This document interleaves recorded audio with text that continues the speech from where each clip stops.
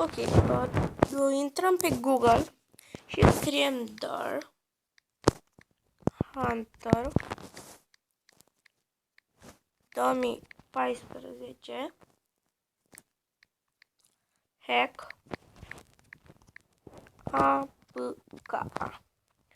Dăm căutare și dăm pe al doilea rezultat. Și dăm aici download. Dăm download și dăm pe aici pe asta albastră. Download Dor Hunter 2014 mod Ultimate Money.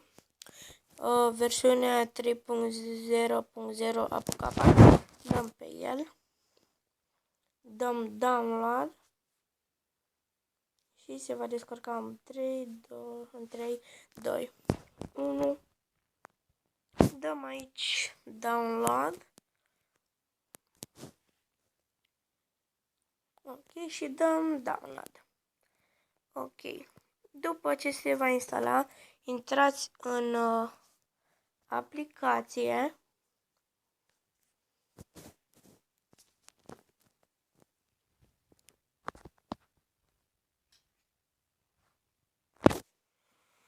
Se încarcă puțin mai greu, dar merge.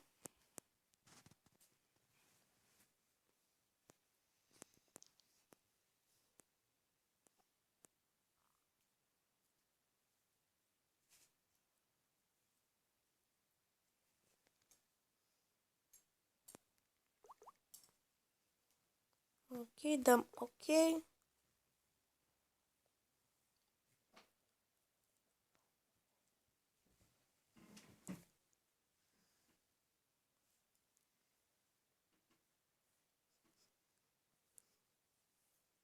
Așteptăm să încarce, se încarcă puțin mai greu.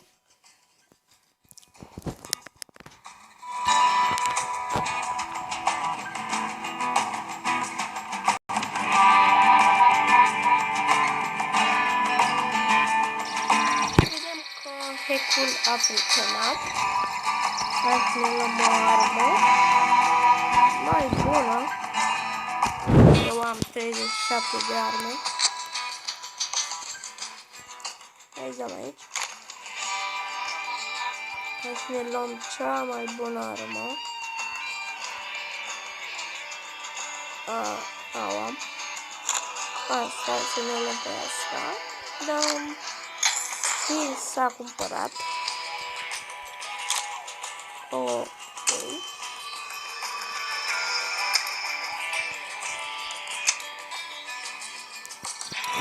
Eu am fost Alex și noi ne revedem mâine cu un nou episod.